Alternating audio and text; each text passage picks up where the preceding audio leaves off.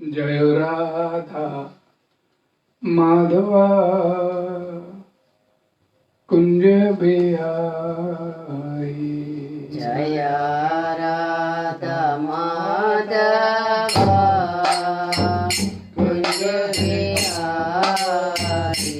जय राधा माधवा कुंज बिहारी। जय राधा माधवा कुंज बिहारी। जय गोपियन वल्लभ गिरिवरधारी। जय गोपियन वल्लभ गिरिवरधारी। जय गोपियन वल्लभ गिरिवरधारी। जय गोपियन वल्लभ गिरिवरधारी। यशोदानंदन व्रज जनरंजन। यशोदानंदन व्रज जनरंजन। यशोदानंदन व्रज जनरंजन। यशोदानंदन व्रज जनरंजन। यशोदानंदन व्रज जनरंजन। यशोदानंदन व्रज जनरंजन। यमुना तीरा बनचारी। यमुना तीरा बनचारी। यमुना तीरा बनचारी। यमुना तीरा बनचारी।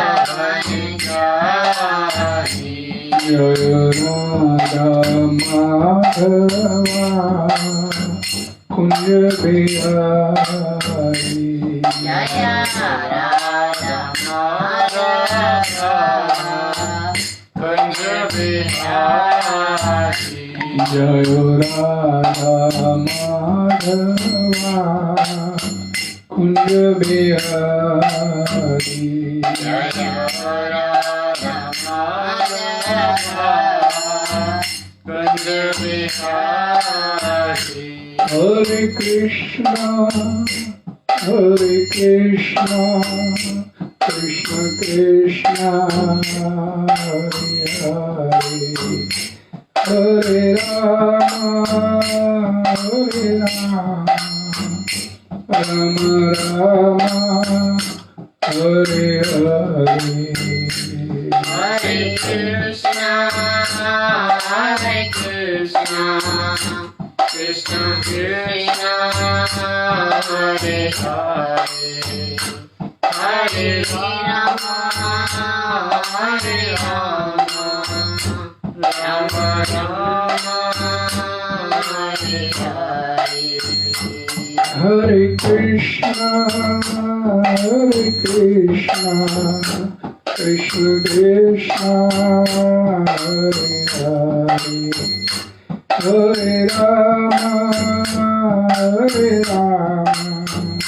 राम राम हरे हरे। हरे कृष्णा कृष्ण कृष्ण हरे हरे। हरे राम राम राम हरे हरे। हरे कृष्णा कृष्ण कृष्ण हरे हरे। हरे राम राम राम हरे हरे। हरे कृष्णा कृष्ण कृष्ण हरे हरे। हरे Ram Hare Rama, Rama Rama, Hare Hare. Hare Krishna, Krishna Krishna, Hare Hare, Hare Ram, Ram Ram, Hare Hare. Hare Krishna, Krishna Krishna, Hare Hare, Hare Ram, Ram Ram, Hare Hare. Hare Krishna, Krishna Krishna, Hare Hare, Hare Ram, Ram Ram, Hare Hare. Hare Krishna, Krishna Krishna, Hare Hare, Hare Ram, Ram Ram, Hare Hare. Hare Krishna, Krishna Krishna, Hare Hare, Hare Rama, Rama Rama, Hare Hare. Hare Krishna, Krishna Krishna, Hare Hare, Hare Rama, Rama Rama, Hare Hare. Jai Radha Shyam Sundar, Radha Shyam Sundar, Radhe Radhe. Jaya Radha Shyam Sundar, Radha Shyam Sundar, Radhe Radhe. Jaya Nitai Gaur Sundar, Nitai Gaur Sundar, Gaur Hari. Jaya Nitai Gaur Sundar, Nitai Gaur Sundar, Gaur Hari. Nitai Gaur Hari Gaur, Hari Gaur, Hari Gaur, Hari Gaur, Hari Gaur, Hari Gaur. Nitai Gaur Hari Gaur, Hari Gaur, Hari Gaur, Hari Gaur. Jaya Jaya Prabhupada, Prabhupada, Prabhupada, Prabhupada. Jaya Jaya Prabhupada, Prabhupada, Prabhupada, Prabhupada. Jaya Prabhupada, Prabhupada, Jagat Guru Srila Prabhupada. Jaya Prabhupada, Prabhupada, Jagadguru Srila Prabhupada. Hari नाम संकीर्तन की जगत गुरु श्री गुरुवाद की ओम नमो भगवते वासुदेवाय। नमो भगवते वासुदेवाय। ओम नमो भगवते वासुदेवाय। ओम नमो भगवते वासुदेवाय। ओम नमो भगवते वासुदेवाय। ओम नमो भगवते वासुदेवाय। नारायणं नमस्कृत्यं नरं चैव नरोत्तमं देवीं सरस्वतीं व्यासं ततो जयामुदीरये। नष्टप्रायेषु भद्रेषु नष्टप्रायेषु अभद्रेषु नित्यं भागवत सेवया भगवती उत्तम श्लोके भक्तिर्भवति नैष्ठिकी। कृष्णाय वासुदेवाय देवकी नंदनाय च नंदगोपकुमाराय गोविंदाय नमो नमः। हरे कृष्ण। हरे कृष्ण। आज 4 जून दिन वीरवार आप सभी का संध्या समय भगवद गीता की क्लास में स्वागत है और आप सभी का बहुत बहुत धन्यवाद। चर्चा करेंगे श्रीमद् भगवद गीता यथारूप श्लोक संख्या नंबर 60 अध्याय 2 श्लोक संख्या नंबर 60। श्लोक इस प्रकार है। यततो हि अपि कौन्तेय पुरुषस्य विपश्चिता इंद्रियाणि प्रमाथीनि हरन्ति प्रसवम मना। इस श्लोक का हिंदी अनुवाद। हे अर्जुन, इंद्रियां इतनी प्रबल तथा वेगवान हैं कि वे उस विवेकी पुरुष के मन को भी बलपूर्वक हर लेती हैं जो उन्हें वश में करने का प्रयत्न करता है। हरे कृष्णा। इस श्लोक का तात्पर्य हिजवाणी जगत गुरु श्रील प्रभुपाद जी द्वारा सरल स्पष्ट है, श्रद्धा से सुनने की आवश्यकता है। अनेक विद्वान ऋषि, दार्शनिक तथा अध्यात्मवादी इंद्रियों को वश में करने का प्रयत्न करते हैं, किंतु उनमें से बड़े से बड़ा भी कभी कभी विचलित मन के कारण इंद्रिय भोग का लक्ष्य बन जाता है। यहाँ तक कि विश्वामित्र जैसे महर्षि तथा पूर्ण योगी को भी मेनका के साथ विषय भोग में प्रवृत्त होना पड़ा, यद्यपि वे इंद्रिय निग्रह के लिए कठिन तपस्या तथा योग कर रहे थे। विश्व इतिहास में इसी तरह के अनेक दृष्टांत हैं।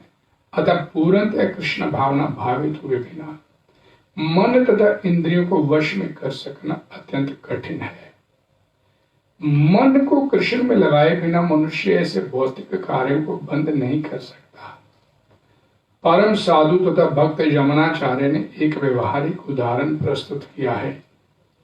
वे कहते हैं, यतवधि मम चेता कृष्ण पदारविंदे नव नव रस धाम अनुपद्यंतम हरंतुम आसीत तत्वधि बत नारी संगमे सम्मर्य माने भवती मुख विकारा सुष्ठु निष्ठि अनुच।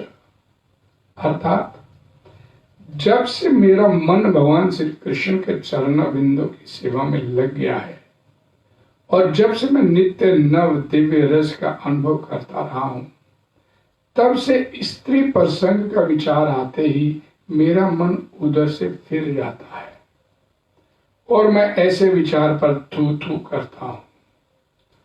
कृष्ण भावना अमृत इतनी दिव्य सुंदर वस्तु है कि इसके प्रभाव से भौतिक भोग सर्वथा नीरस हो जाता है। ये वैसा ही है जैसे कोई भूखा मनुष्य प्रचुर मात्रा में पुष्टिदायक भोजन करके अपनी भूख मिटा ले। महाराज अम्बरीश भी परम योगी दुर्वासा मुनि पर इसीलिए विजय प्राप्त कर सके क्योंकि उनका मन निरंतर कृष्ण भावना अमृत में लगा रहता था। सब मना कृष्ण पदार बिंद्यो वंचांसी वैकुंठ पुनः अनुवर्ण। हरे कृष्णा। ओम ज्ञानतिमिरन्दस्य ज्ञानांजन शलाकया चक्षुर्मीलितं येन तस्मै श्री गुरुवे नमः। श्री चैतन्य मनोभीष्टं स्थापितं येन भूतले स्वयं रूपा कदा मह्यं ददाति सम्पदां।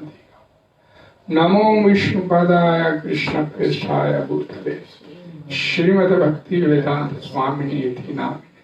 नमस्ते सरस्वते देवी गौरवाणी प्रचारिणे निर्विशेष शून्यवादी पाश्चात्य देशधारिणे वाञ्छा कल्पतरुभ्यश्च कृपा सिन्धुभ्येव च पतितानां पावनेभ्यो वैष्णवेभ्यो नमो नमः। जय श्री कृष्ण चैतन्य प्रभु नित्यानंद श्री अद्वैत गदाधर श्रीवासादि गौर भक्तवृंद। हरे कृष्णा कृष्णा कृष्णा हरे हरे, हरे राम राम राम हरे हरे। भगवत वाणी श्रीमद् भगवद गीता की जय। जगत गुरु श्री प्रभुपाद की जय।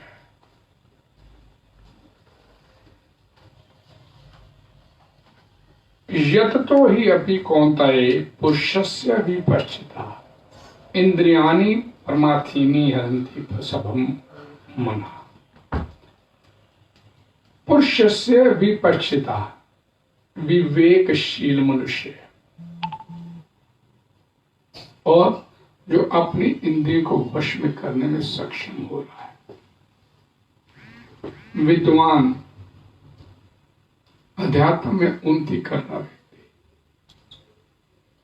यहां पर बोला गया कि इंद्रियां इतनी प्रबल तथा वेगवान है कि विवेकी पुरुष के मन को भी बलपूर्वक हर लेती है, जो उन्हें अपने वश में करने का प्रयास कर रहा होता है उसे भी नहीं छोड़ती। और क्या बोला गया कि बड़े से बड़ा व्यक्ति विद्वान इस इंद्रिय तुष्टि के मार्ग का शिकार हो जाता है।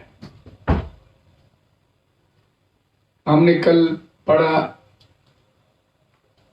विषय विनम्रतन्ते निराहारस्य देहिना, हायर टेस्ट मिलेगा तो लोअर टेस्ट अपने आप छूट जाएगा। उस हायर टेस्ट को प्राप्त करने के लिए, उस हायर टेस्ट को प्राप्त करने के लिए यहां पर बोला गया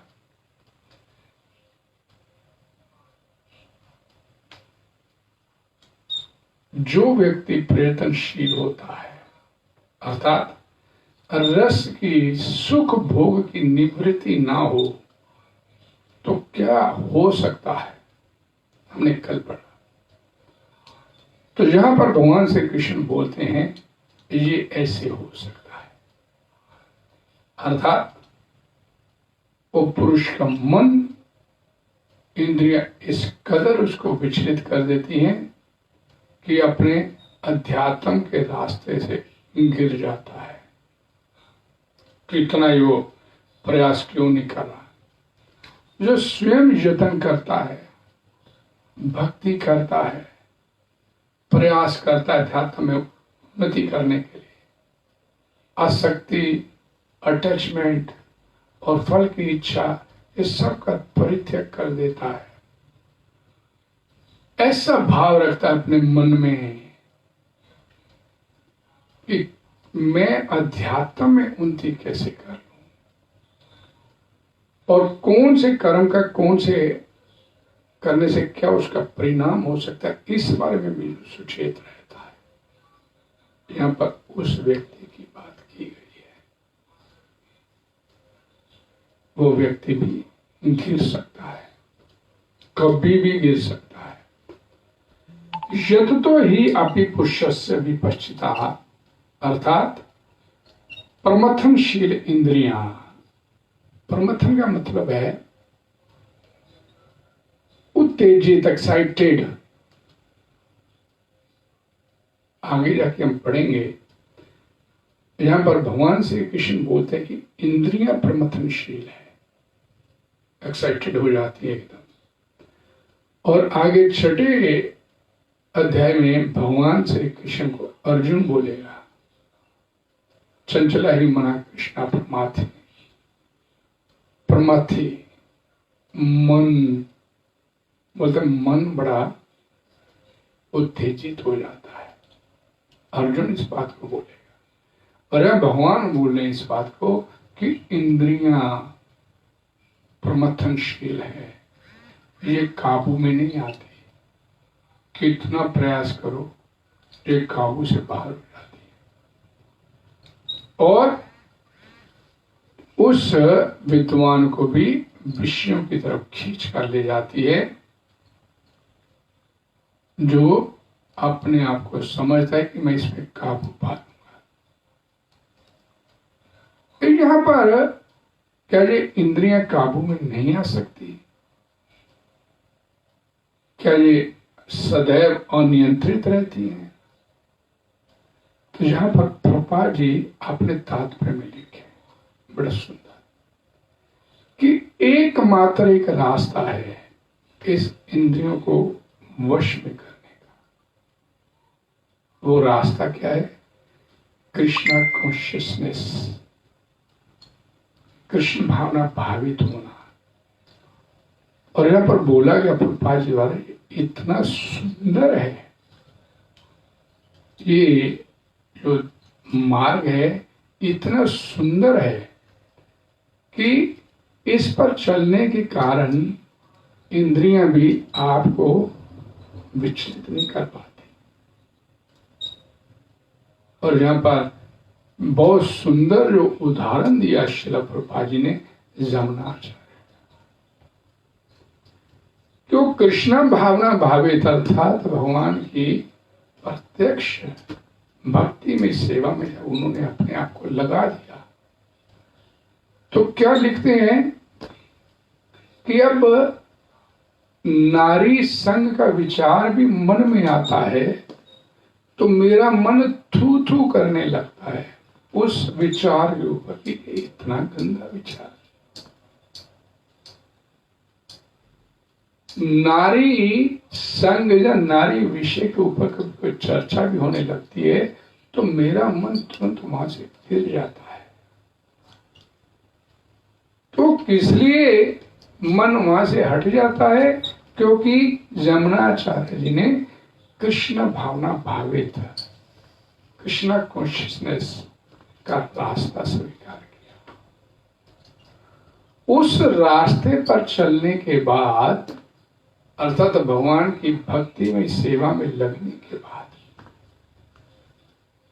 इंद्रियां सर्वदा ही वश में होती चली जाती है। फिर इंद्रियों को वश में करने के लिए आपको अलग से प्रयास करने की आवश्यकता नहीं होती। लेकिन वो रास्ता जो है कृष्ण कॉन्शियसनेस का बड़ा सरल और बड़ा मीठा भी है। प्रभुपाद जी के पास 1966 में न्यूयॉर्क में एक नौजवान एक भारतीय सितार वादक का एक रिकॉर्ड लेके पहुंचा प्रभुपाद जी के पास। बहुत सुंदर इसमें म्यूजिक है, आप सुनेंगे तो मन प्रसन्न हो जाएगा। प्रभुपाद जी को बोला मैं चाहता हूं आप इस रिकॉर्ड को सुने। तो उस व्यक्ति ने प्रभुपाद जी को के स्वीकार करने पे उस रिकॉर्ड को चलाया। तो उस म्यूजिक को सुनने के बाद प्रभुपाद जी जैसे रिकॉर्ड चला, उस म्यूजिक को सुनने के बाद प्रभुपाद जी मुस्कुराने लग गए।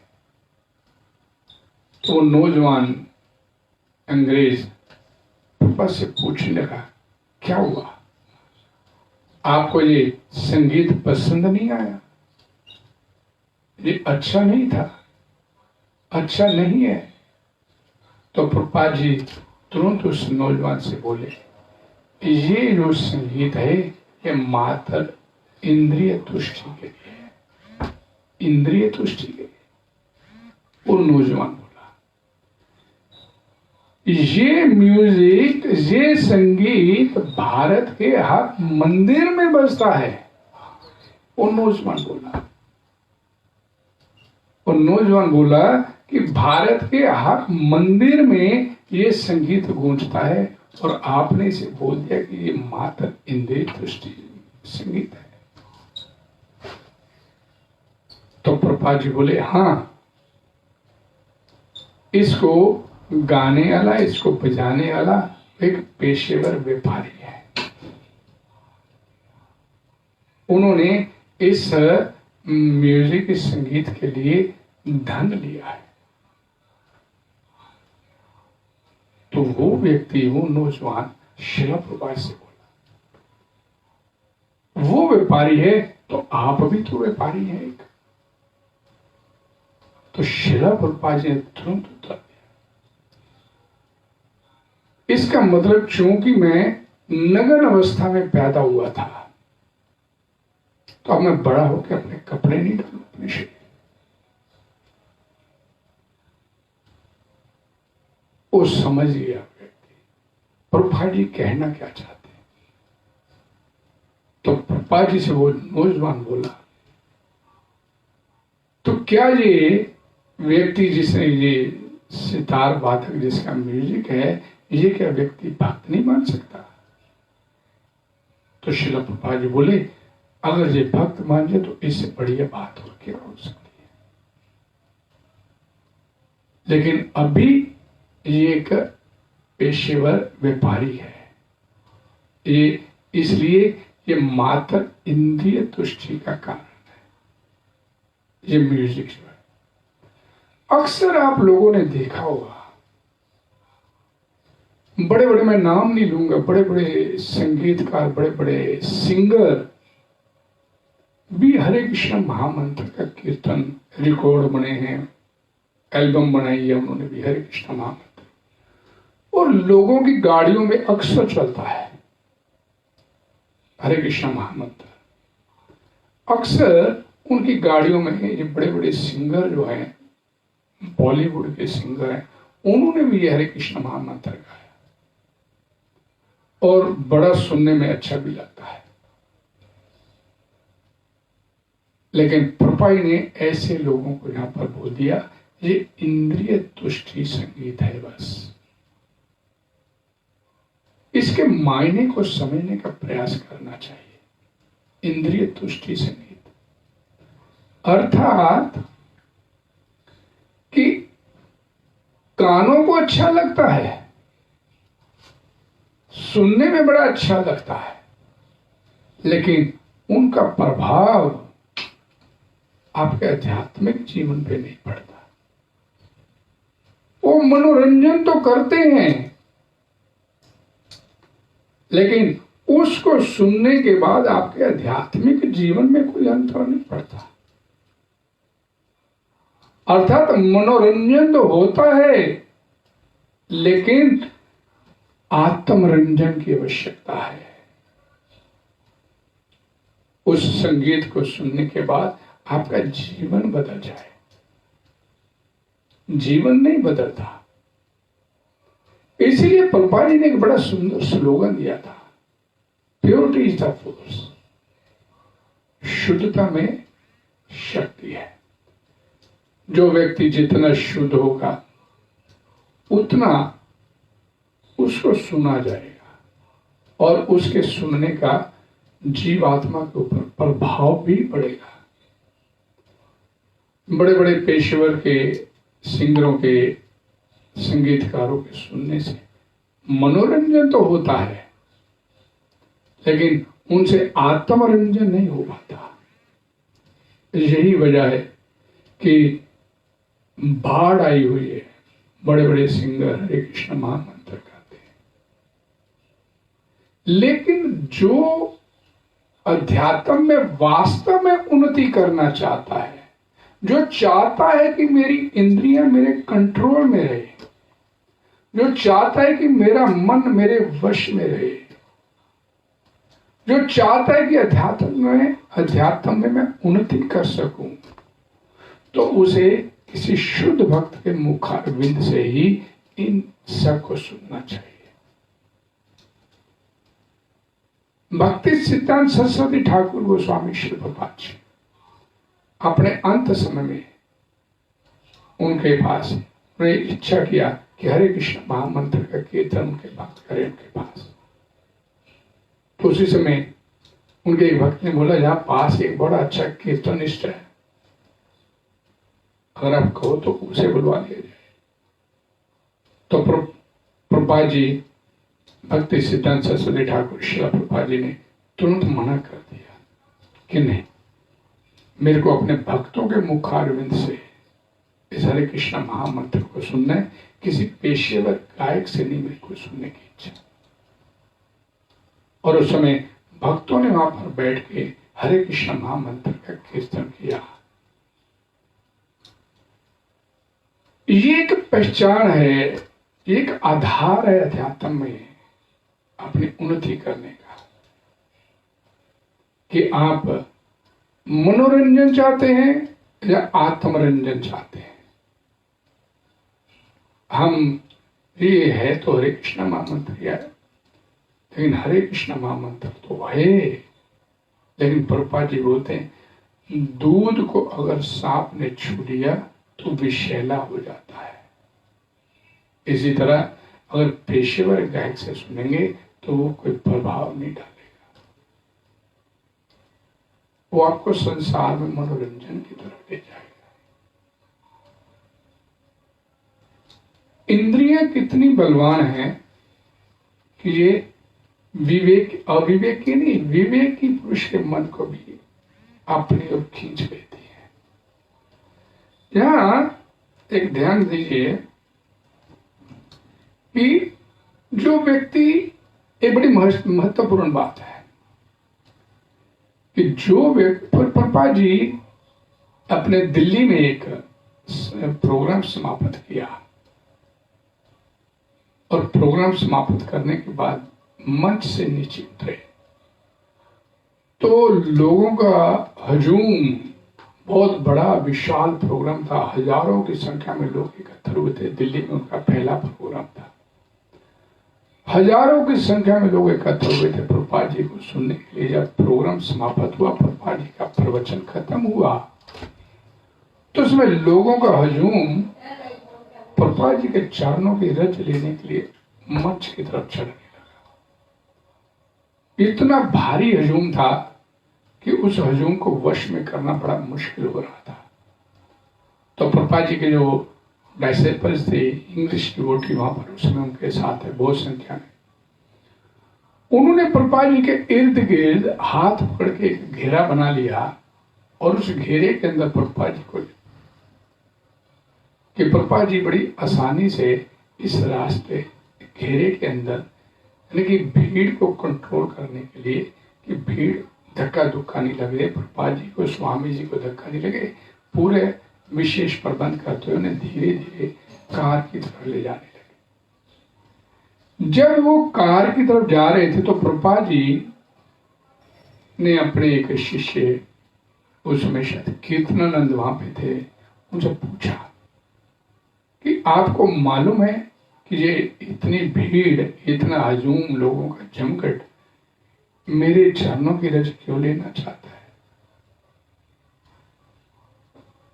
तो उन्होंने इनकार किया, सिर इनकार नहीं, मैं नहीं जानता।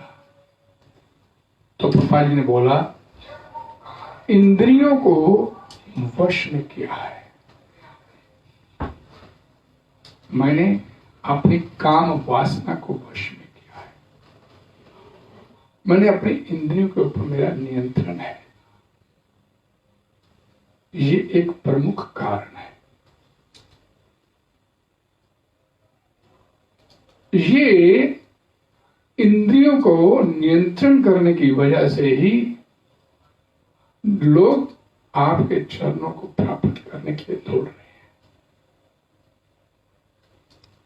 शिला प्रभुपाद जी श्रीमद् भागवतम पुराण में एक श्लोक आता है, मात्रा स्वास्त्रा द्वित्रा ना विविक्तास्नो भवेत् बलवान इंद्रिय ग्रामो विद्वान समपि कर्षते, कि किसी भी विवेकी पुरुष को अपनी माता, अपनी बहन, अपनी बेटी के साथ एकांत में एक आसन पर नहीं बैठना चाहिए। देखने में तो बड़ी अजीब सी बात लगती है कि माता, बहन, बेटी,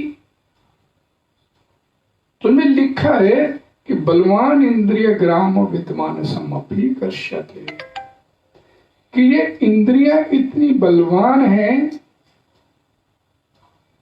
ये इंद्रियां इतनी बलवान हैं कि कब क्या हो जाए, जीवात्मा कब अपने पद से गिरे, ये पता नहीं चलता।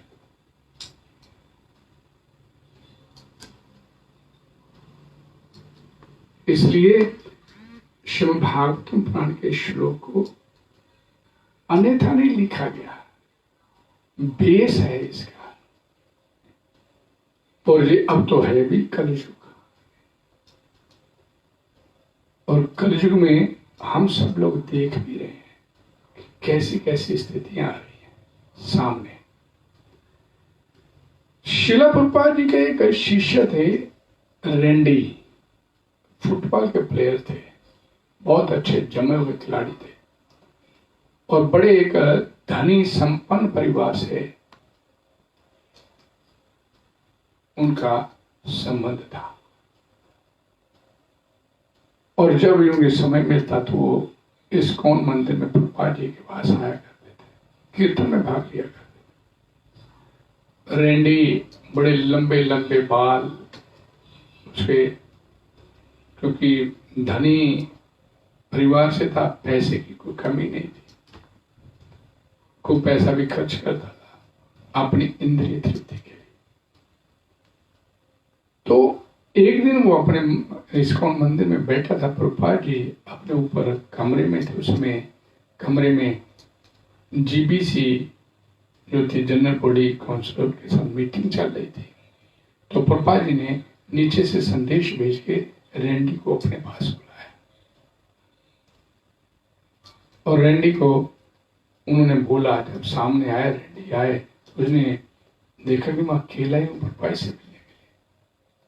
तो प्रभुपाद ने उसको बोला कि तुम अपने जीवन में इतने कृपण कैसे हो सकते हो। उसे लगा कृपण, कंजूस, मेरे पास तो इतना धन, इतनी योजनाएं, इतना खर्च करता हूं, ये सब पैसे की कमी नहीं। तो प्रभुपाद जी का उसे कृपण कहने के पीछे उसका भाव था कि तुम अपने इस शरीर का सही से मूल्यांकन नहीं कर पा रहे। ये मनुष्य शरीर मिला है तो ये इंद्रिय तृप्ति के लिए नहीं मिला है, ये इंद्रिय तृप्ति के लिए नहीं होके सेल्फ रियलाइजेशन,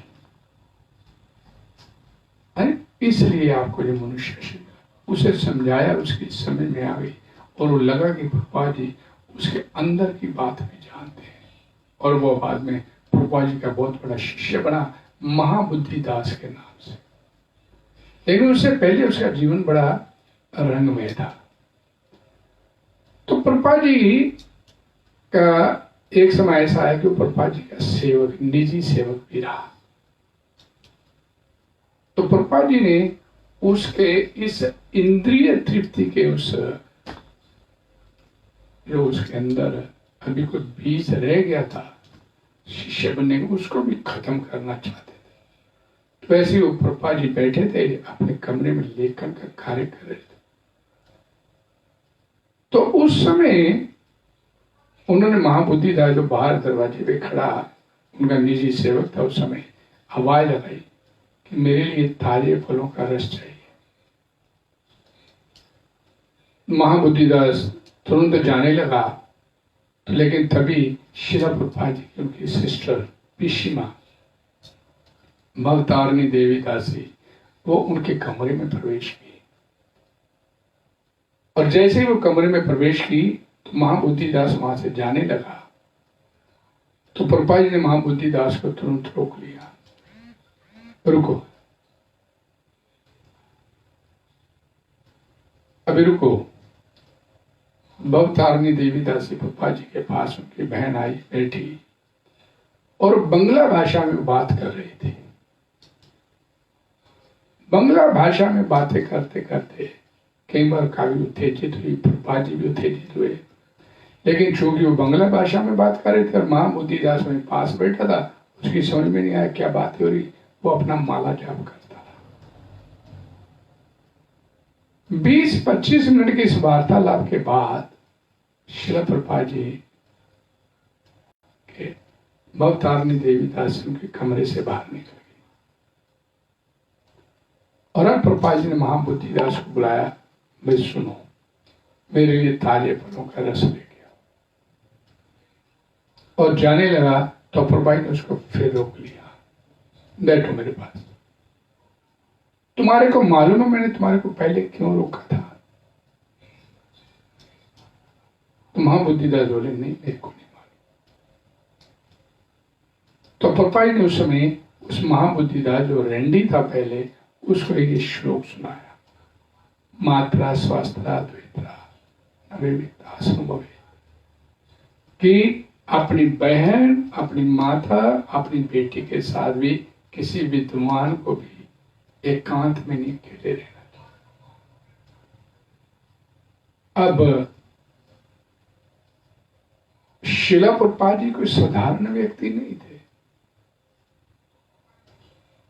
वो कि किसी माता अपनी बहन के साथ बैठे तो उनकी इंद्रियां विचलित होंगी, लेकिन उन्होंने उसको अपने पास इसलिए बिठा के रखा अपनी बहन के बैठे हुए कि बाद में उसको बताना चाहते थे, ये संदेश उसको देना चाहते थे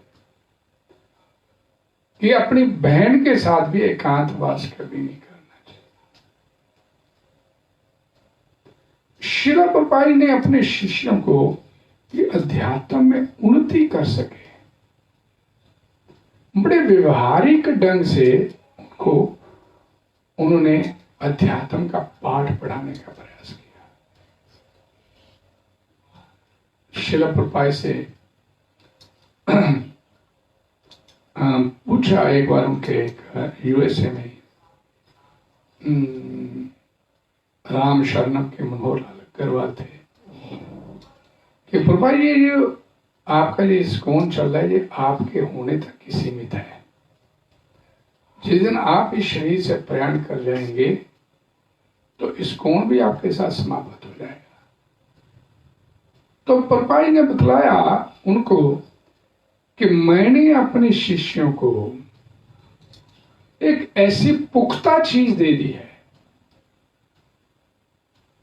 और पुख्ता चीज क्या दी है? हरे कृष्ण महामंत्र। एक ऐसा पुख्ता मंत्र दे दिया है और उनको पूरा ट्रेनिंग भी दे दिया है। और जब तक ये चलेगा इस्कॉन भी चलेगा।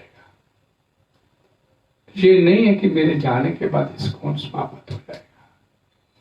मैंने अपने शिष्यों को वो पूरा ट्रेन किया है। मनोरंजन नहीं, उनका आत्मरंजन किस प्रकार हो सके इस तरीके से मैंने उनको पूरी तरह से प्रशिक्षित किया है। और प्रभुपाद जी उसमें मनोहर लाल को बोले कि जो भी व्यक्ति हरे कृष्ण महामंत्र को इस्कॉन में आने के बाद मजबूती से पकड़ के रखेगा उसकी गिरावट नहीं हो सकती, वो अपने पद से नहीं गिर सकता, वो आध्यात्मिक उन्नति करेगा। और कैसे उन्होंने बतलाया कि उनकी एक शिष्या गोविंद देवी दासी जब श्रील प्रभुपाद जी भारत आने लगे तो रोने लग गए, आप छोड़ के जा रहे हो हमारे। तो प्रभुपाद ने उसको क्या बोला कि मैं हर समय तुम्हारे अंग संग रहूंगा। कब?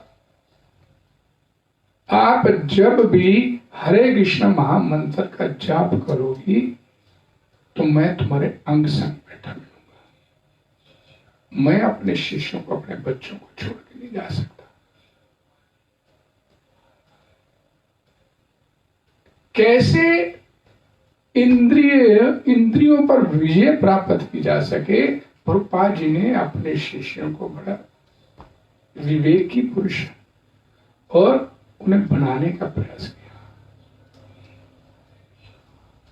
ऐसा नहीं कि भक्त का विचलन नहीं होता है, लेकिन भगवान संभाल लेते हैं। ऐसे कई प्रसंग भागवतम पुराण में है। लेकिन अगर भक्ति के रास्ते पे नहीं है, प्रभुपाद जी ने भी हमने तात्पर्य में बोला, विश्वामित्र का एग्जाम्पल दिया। तो ऐसे एग्जाम्पल नारद मुनि देते हैं श्रीमद् भागवतम पुराण के पहले स्कंद के 6वें अध्याय। एतद ही आतुरचिता नाम मात्रा स्पर्शा इच्छा मोह भव सिंधु पल्वो दृष्टुवो हरिचर्या अनुवर्णन। क्या बोलते नारद कि इस संसार में इंद्रियां जो है इतनी विचलित रहती हैं और इनके ऊपर काबू पाना है। और इस भव सिंधु पल्वो, इस भव सागर को पार करना है। तो बोले दृष्टवो, मेरा अनुभव है कि कृष्ण भावना भावित ही होना एकमात्र रास्ता है। हरिचर्या अनुवर्णनम। कृष्ण भावना भावित होना ही एकमात्र ऐसा रास्ता है जिसमें इंद्रियां कभी भी विचलित नहीं हो पाती। और यहां पर एग्जाम्पल दिया गया यमुनाचार्य कि नारी प्रसंग आते ही मेरा मन थू थू करने लगता है। यानी कि इतना पुख्ता इंतजाम हो जाता है कृष्णा कॉन्शियसनेस स्वीकार करने के कृष्ण भावनामय होने के बाद इतनिया इंद्रियों के ऊपर इतना काबू हो जाता है, इंद्रियों को काबू करने की आवश्यकता नहीं है कि इसके लिए प्रयास करें। आप सिर्फ हरे कृष्ण महामंत्र पकड़ लीजिए, उसी से ही इंद्रियां जो अनियंत्रित हैं अपने आप नियंत्रित होती चली जाएंगी। कृष्ण सूर्य सम माया है अंधकार। भगवान का नाम यानी कि अंधकार को भगाने की आवश्यकता नहीं है। सूर्य उदय होगा तो अंधकार अपने आप भाग जाएगा। अंधकार को अलग से भगाने का प्रयास करने की आवश्यकता नहीं है, अंधकार अपने आप चला जाएगा। लेकिन इस प्रभुपाद जी के इस महामंत्र जो प्रभुपाद जी ने दिया, और ये जो श्रीमद् भगवद गीता यथारूप श्रीमद् भागवतम पुराण दिया, इन दो ग्रंथों के मात्र अध्ययन करने से और 16 माला का जाप करने से अपने आप ही आपका सारा काम होता चला जाएगा। कोई जबरदस्ती अपनी इंद्रियों को कंट्रोल करने की आवश्यकता नहीं है। यहां पर जबरदस्ती कंट्रोल करेंगे वहां मार पड़ेगी। बड़ा सुंदर एग्जाम्पल आता है, सोबरी मुनि यमुना जल के भीतर बैठकर, कितनी कठिन तपस्या, और 1-2 साल नहीं, हजारों सालों की तपस्या। यमुना जल के भीतर बैठकर उन्होंने अपनी तपस्या किया, और हजारों साल तपस्या करने के बाद उन्होंने एक मछली को संभोग करते हुए इस जल के अंदर देखा, तो उनका मन विचलित हो गया। हजारों सालों की तपस्या पानी फिर गया उसके ऊपर, व्यर्थ हो गई, और उस जल के अंदर इंद्रियां विचलित हो गई कि ये मछली एक जलचर इतना आनंदित जीवन जी रही है, ये भाव आना शुरू हो गया उसके, और मैं यहां पर अपनी इंद्रियों को कंट्रोल करने के लिए इतनी तपस्या कर रहा हूं। जल के अंदर बैठे इसका जीवन कितना आनंदमय है, और तुरंत हजारों सालों की तपस्या लात मार दी, उठे और बाहर आए तो राजा मंधाता का उसमें राज्य चल रहा था। राजा मंधाता के पास पहुंच गए। अब शरीर की अवस्था क्या थी? चमड़ी झूल रही थी, हड्डियां मांस छोड़ चुकी थी, इतना वृद्ध शरीर था। लेकिन क्या बोलते ना, भोगने की इच्छा जी नहीं चाहती। और राजा मंधाता के पास जाकर बोले कि मैं गृहस्थी जीवन शुरू करना चाहता हूं, मेरे को एक कन्या की आवश्यकता है। राजा मंधाता के उस समय 50 कन्याएं थी, उसकी 50 पुत्रियां थी। लेकिन राजा मंधाता ने सोचा कि अगर मैंने इसे कन्या देने का कोई आनाकानी की तो ये मुनि क्रोधवश शापित न कर दे। तो उसे बचने के लिए उसने बोला कि मैंने अपनी कन्याओं को उनकी योग्य पसंद का वर चुनने की आजादी दी हुई है। तो आप कल आइए, अगर मेरी कोई भी कन्या आपके साथ शादी करने के लिए तैयार हो जाएगी तो मेरे को कोई एतराज नहीं। अब इंद्रियां इतनी वेग मार रही थी उस सोबरी मुनि की कि हजारों सालों की तपस्या थी, लेकिन वो उस वृद्ध शरीर में, श्रील प्रभुपाद जी लिखते हैं कि अपने शिष्यों के साथ डिस्कस किया कि ये जो काम वासना होती है जीवात्मा के अंदर, ये कब साथ छोड़ती है? पूछा गया तो श्रील प्रभुपाद जी ने बताया कि जीवन की आखिरी सांस तक एक काम वासना अंदर बनी रहती है। जैसे कि हम अभी वर्णन कर रहे हैं सोबरी मुनि का, इतना वृद्ध शरीर, चमड़ी झूल रही है और हड्डियां मार छोड़ गई हैं, शरीर इस तरह से हिल डुल रहा है, लेकिन उसके बावजूद भी वो भोगने की वृत्ति उनके। और उससे भी महत्वपूर्ण बात कि वो योगी थे, योग साधना के बल पर उन्होंने अपनी इंद्रियों को तुष्ट करने का प्रयास किया था, और आज वो योग साधना उनकी चूर चूर हो गई, और योग साधना का जो फल मिलना था उस फल को उन्होंने कैसे प्राप्त किया कि जब उन्होंने देखा कि राजा मंदाता ने मेरे शरीर की ओर देखते हुए ऐसी बात की है कि कोई लड़की जो चाहेगी शादी कर ले, मेरे को कोई इतराए नहीं, तो समझ गए कि राजा मेरे शरीर को देख के ऐसा कह रहे। तो योग साधना के बल पर, तो इतनी लंबी उन्होंने योग साधना की थी, उसके बल पर जो उन्होंने उसके जो फल प्राप्त किया कि अपने शरीर को एक नौजवान का शरीर बना दिया। जो तपस्या की थी उसका भी फल तुरंत ही ले लिया, और वो फल क्या, शरीर वृद्ध अवस्था से नौजवान प्राप्त हो गया। यानी कि जो योग साधना का जो फल मिलना था उन्होंने उसे भी नश्वरता में प्राप्त किया। शरीर तो फिर भी एक दिन जाना ही है, इस बात को समझिए।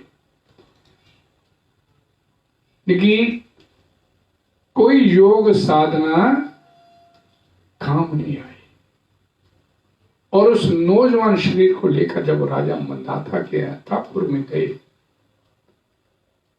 तो 50 कन्याओं ने जो वहां पे थी, उनको मालूम था कि एक कोई उनको देखने के लिए आ रहा है, तो पहले कह रही थी तू शादी कर लेना, तू कर लेना, तू कर लेना।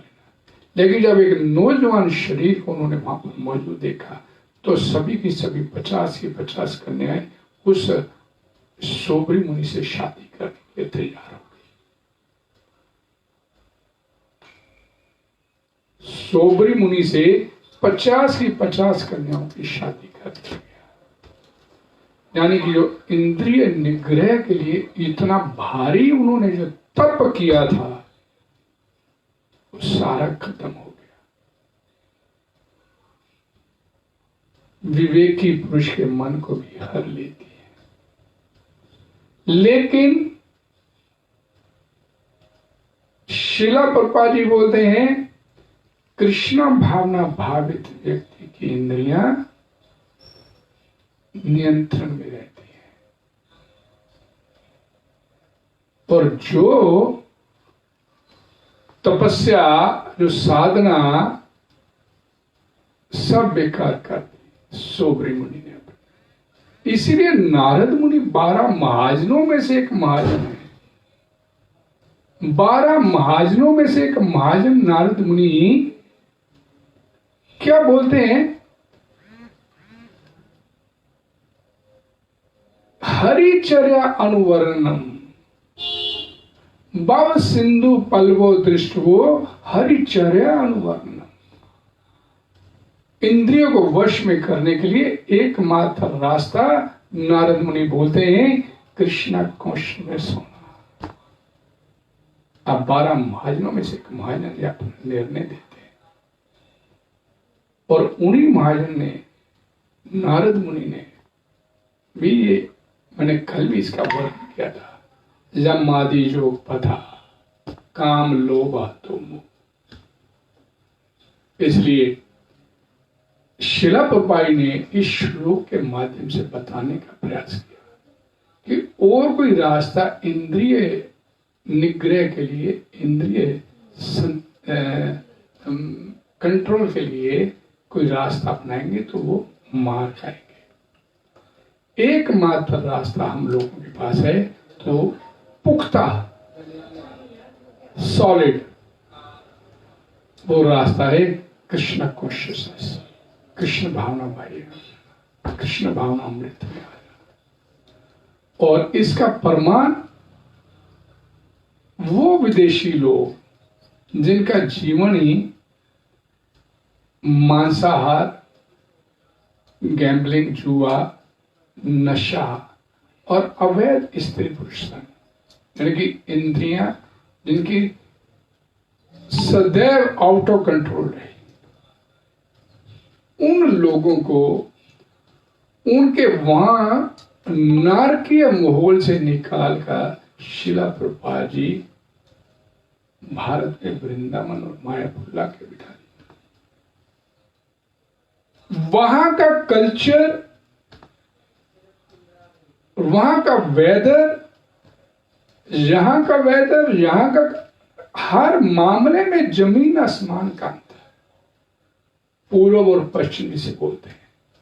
लेकिन उन पश्चिमी वाले लोगों को श्रील प्रभुपाद जी ने कैसे उनकी इंद्रियों पे उनका कंट्रोल करवाया? केवल और केवल कृष्णा कॉन्शियसनेस में। और ये हमारे सामने एक लाइव एग्जांपल है।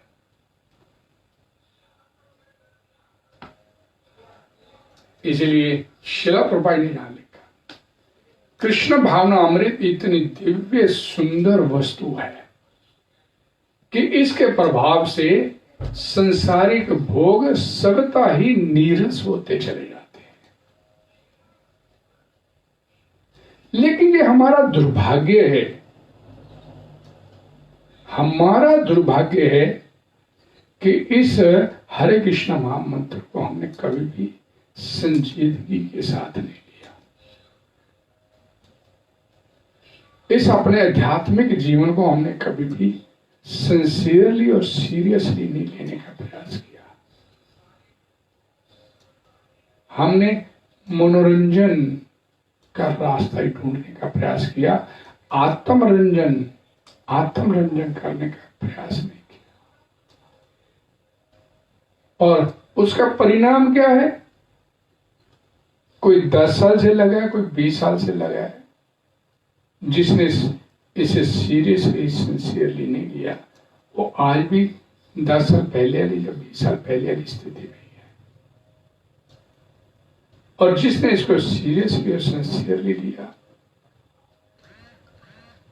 वो पार होने के रास्ते पे आ गया।